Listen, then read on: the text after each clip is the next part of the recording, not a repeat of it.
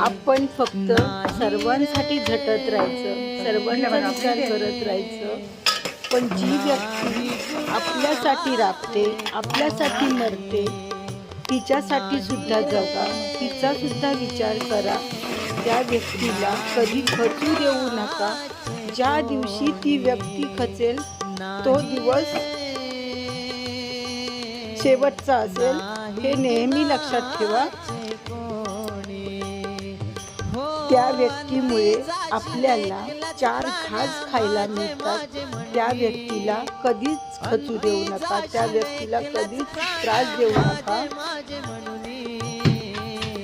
ती व्यक्ती कितीही आजारी असली तरी सुद्धा बाहेर जाते, तुमच्यासाठी सर्व करते, तुम्हाला जे हवं ते आणून देते. तिचा तुम्ही आधार बना, तिला त्रास देऊ नका.